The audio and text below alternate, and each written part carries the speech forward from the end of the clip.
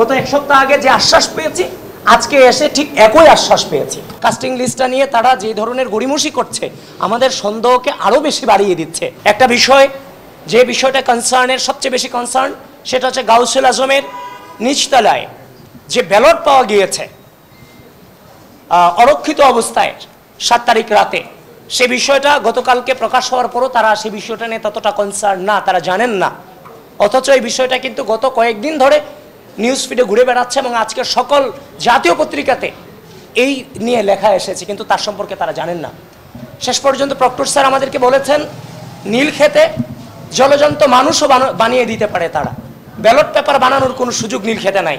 তাহলে proctor sir যেহেতু বলেছেন ব্যালট পেপার বানানোর সুযোগ নীলক্ষেতে নাই, কিন্তু নীলক্ষেতে সেরাতে যেহেতু ব্যালট পেপার পাওয়া গিয়েছে, এর সত্যতা মিলেছে, তাহলে বিশ্ববিদ্যালয় প্রশাসনকে এই ব্যালট পেপার কে ছাপিয়েছে, কারা এখানে ছিল, তার সম্পর্কে প্রপারলি তদন্ত করে এই জাতিকে এবং পুরো বিশ্ববিদ্যালয়কে তার সম্পর্কে জানানো এই বিশ্ববিদ্যালয়ের প্রশাসনের এখন প্রধানতম দায়িত্ব হয়ে পড়েছে বলে আমরা মনে করি।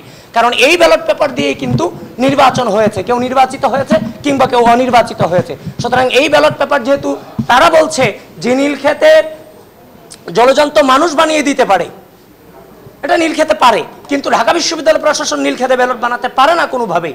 যেহেতু তিনি এটা বলেছেন, তাহলে আমরা আশা রাখছি তারা তদন্ত করে এই বিষয়ে যথাযথ উত্তর এবং তাদের অবস্থান আমাদেরকে জানাবে। এই ব্যালট কোথা থেকে ছাপানো হয়েছে, বিশ্ববিদ্যালয়ের ব্যালট কোন কোম্পানি থেকে ছাপানো হয়েছে, কি অবস্থায় ছিল এবং গাউসুল আজম সেদিন কিভাবে ব্যালটগুলো পড়েছিল। ওয়ালটন এখন দেশের সীমানা পেরিয়ে পৌঁছে গিয়েছে 50টিরও বেশি দেশে। ওয়ালটন, ঘরে ঘরে বিশ্বজুড়ে। ইচ্ছা করলেই সিসি ফুটেজ এগুলো কালেক্ট করা যায়, সুতরাং আধুনিক যুগে এগুলো কোনোভাবে এড়িয়ে যাওয়ার সুযোগ নেই।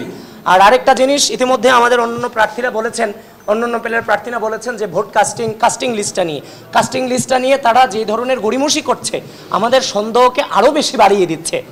এখানে সবাই উপস্থিত আছে, তারা বারবার একটাই কথা বলছে, প্রাইভেসি। আরে ভাই, কাস্টিং লিস্টে তো এখানে ওমামাকে ভোট দিয়েছে, আবিদকে দিয়েছে, না কাদেরকে দিয়েছে, না অন্য কাউকে দিয়েছে, সেখানে তো সেটা লেখা নাই। সেখানে জাস্ট প্রেজেন্টটা, সাইনটা দেয়া আছে।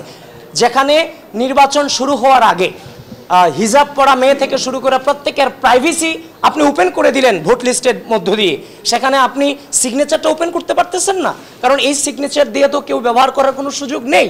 সুতরাং এটাকে যদি আপনি বলেন আইন দেখান, আদালত দেখান, তখন তো আমাদের সন্দেহের প্রবণতা আরও বেড়ে যাচ্ছে।